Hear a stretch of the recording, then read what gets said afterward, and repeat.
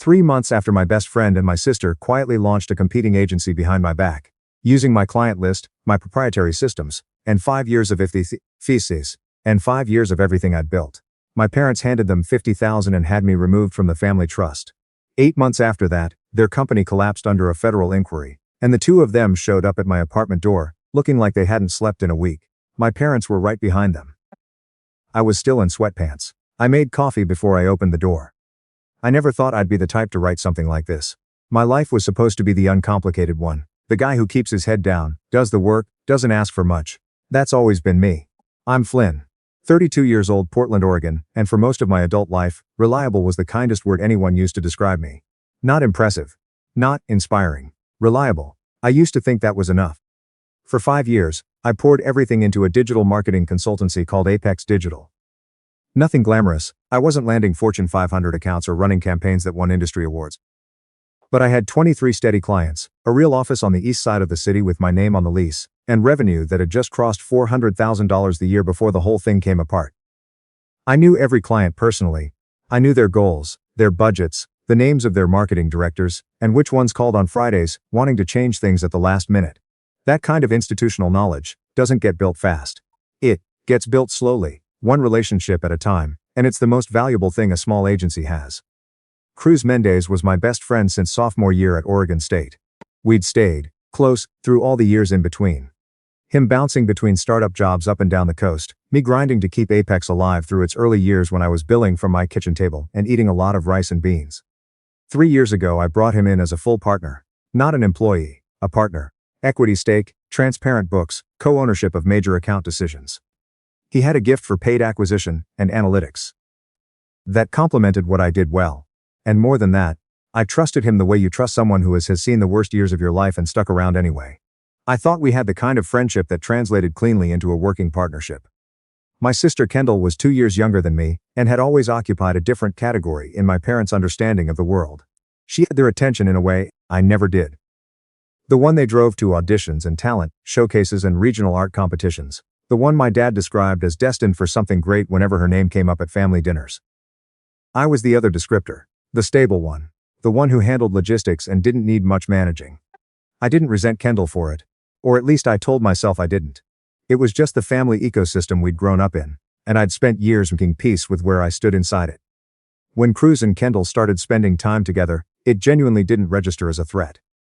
Of course I wanted the people I cared about to get along. They'd occasionally grab drinks after our quarterly reviews, text each other about shows they were watching, run into each other at events. I made a joke to Cruz once about whether he had a crush on her. He laughed it off. Said they were just friends, that she was cool but it wasn't like that. I believed him. I'd been believing Cruz for a decade. It didn't feel like a decision. It felt like breathing. I should have tracked the timeline more carefully. The first crack appeared in early March. A restaurant group out of Bend. A client I'd had for 4 years, one of my anchors went suddenly quiet. Missed emails, unanswered calls.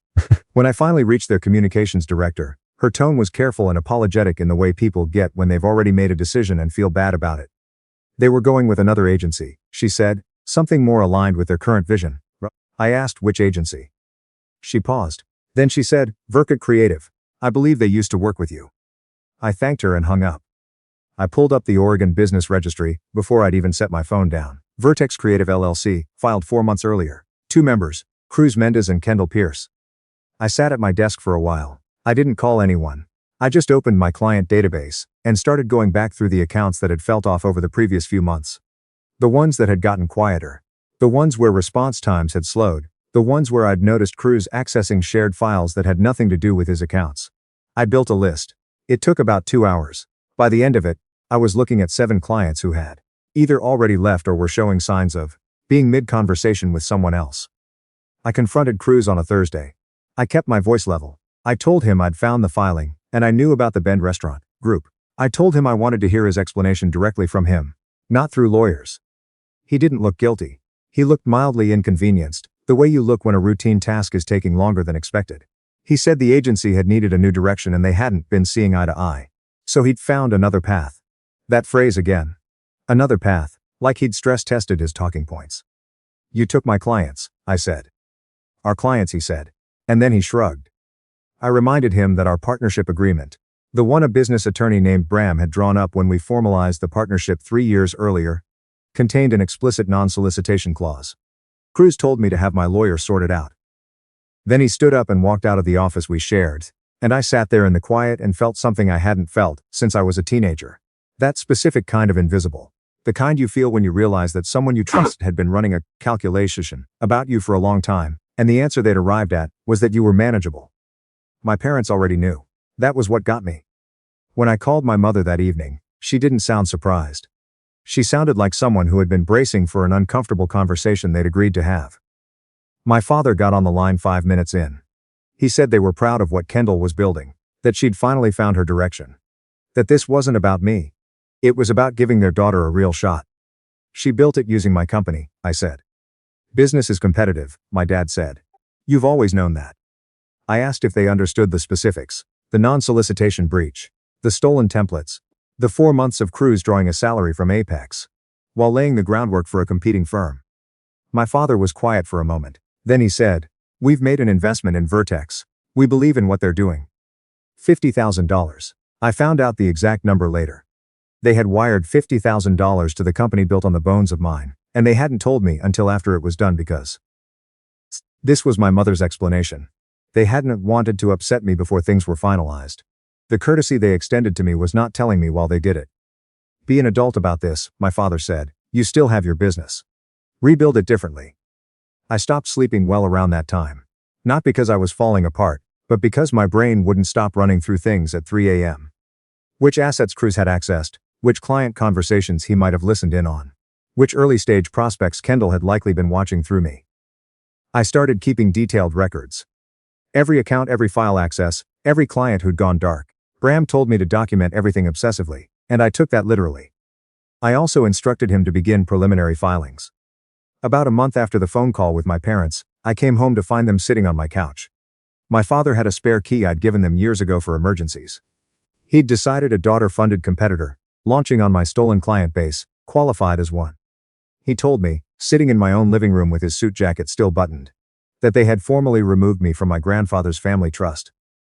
He called it cleaner, given the current tension.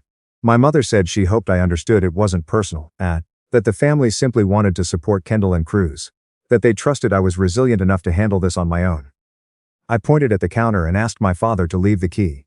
He looked genuinely surprised. He started to say something. I pointed at the counter again. He set the key down. They left. I stood in my kitchen afterward, with both hands flat on the island, staring at that key, and understood something I'd been circling for years without naming it. I had never been the child they were afraid of losing. I had been the one they assumed would be fine, regardless of what happened. And they had built a whole unconscious family structure around that assumption, without ever asking me whether it was true. The sabotage escalated about 6 weeks later. A client of mine, a mid-size e-commerce brand I'd worked with for 2 years, forwarded me a pitch email they'd received. The sender address was almost identical to mine, one transposed letter, and the pitch document inside used my exact framework language, my client onboarding structure, my case study templates verbatim. Cruz had replicated them down to the heading fonts, and was running them under what looked, at a glance, like a version of my company. My client had caught the email address discrepancy, and reached out to warn me. Bram filed the full suit the following week. I want to say I held it together cleanly during those months. But the honest version is that I was getting up every morning, putting on the face, going to client meetings, rebuilding Apex's account list cold call by cold call, and then spending my evenings in a particular kind of silence. That's hard to describe. It's the silence of someone who has had their trust architecture dismantled piece by piece, and is trying to figure out what to build in its place. Danny, a former colleague who now ran her own PR shop, called every week without fail, just to check in, not to fix anything or tell me what to do.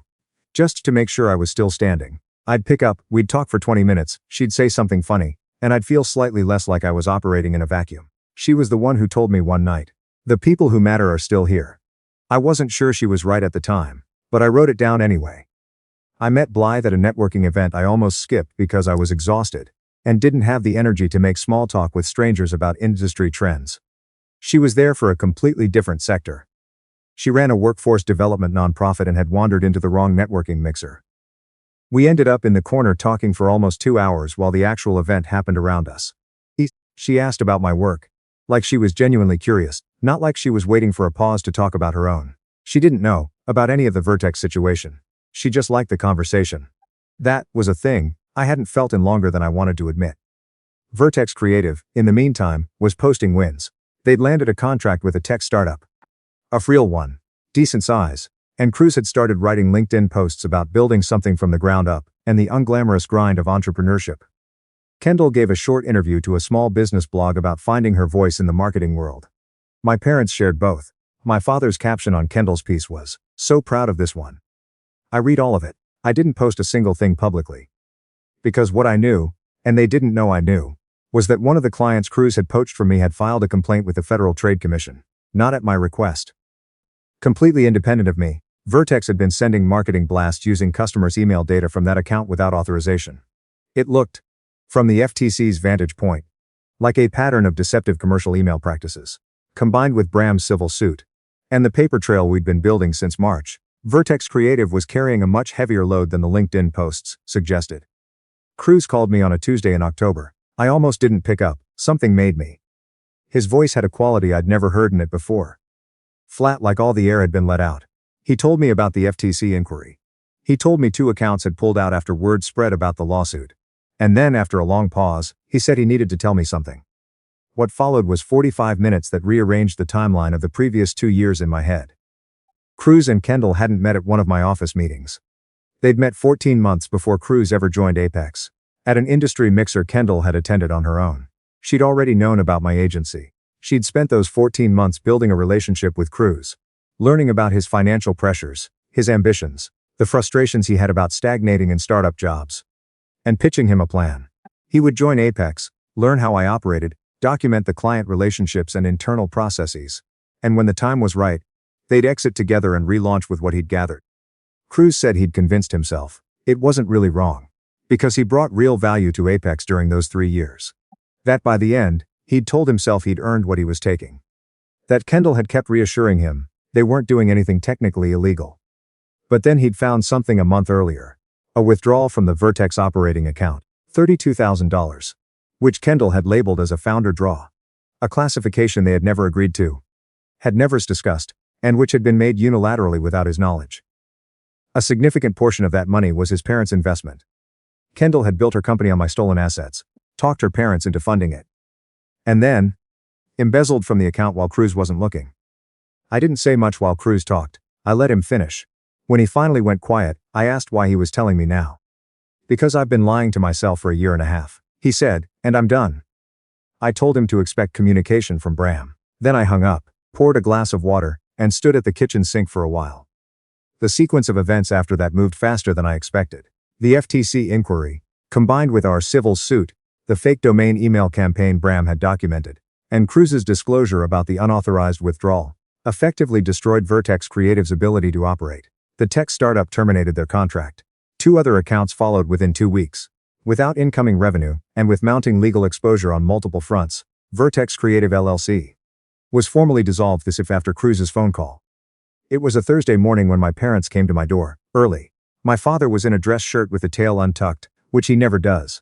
My mother had been crying recently enough that her eyes were still swollen. They knocked, then knocked again, then a third time, louder. I finished my coffee. When I opened the door, they both looked like they'd aged in fast forward since I'd seen them last. My father asked if they could come in. I stepped back and held the door. My mother spoke first. She said Kendall had taken money from the account. Their money, $32,000, transferred out over several months with no documentation, no agreement, no warning. I know, I said. The look on their faces told me they hadn't expected that. I let the silence sit for a moment. We didn't know what she was doing, my father said. We trusted her. I looked at him. I trusted Cruz, I said quietly, for over a decade. He started to say something, then stopped. My mother started crying in earnest. She said they should have listened. That they shouldn't seen it clearly. That when they'd made the investment, they'd believed the version of events they'd been given. And it had never occurred to them that Kendall's account of things might be incomplete. What version did she give you? I asked. My father cleared his throat. He said Kendall had told them that Cruz had brought her in because the agency had been underperforming for years, that I had been difficult to work with and resisted growth, and that Cruz had essentially been carrying the business on his own before making the decision to leave. I stood there and absorbed that.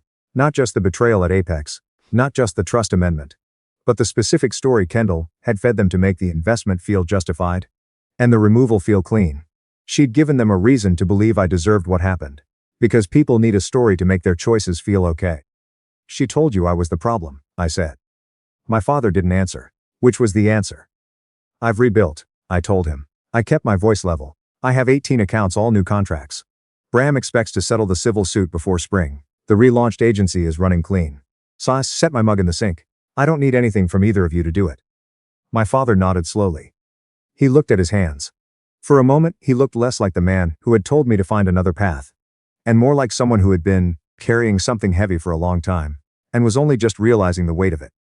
We want you in our lives, Flynn, he said. I know, I said. I didn't promise anything. I didn't tell them it was fine. I let them sit at my kitchen table for a while, and then I held the door open, and they walked out. I watched their car leave from the window. Then I went back to my desk and sent 3 follow-up emails to prospective clients I'd been meaning to reach. Blythe came over that evening. By then she knew the full story. I'd told her in pieces over several months, on walks and over dinner, and once in the middle of the night when I couldn't sleep, and she just called. Instead of texting back, she didn't need a recap. She sat across from me at the table, coffee between her hands, and asked how I felt. I thought about it for a real moment. Like I can breathe again, I said. The civil suit settled 4 months later. Bram got a number that covered a substantial portion of what I'd lost in client revenue during the transition year. Cruz paid the majority. Kendall's portion was still being negotiated. I didn't need to be present for any of the proceedings. That's what good lawyers are for. I renamed the agency Groundwork. Cleaner, structurally sound from the foundation, built with partnership agreements that left nothing to assumption. Within a year, we'd surpassed where Apex had been before the split.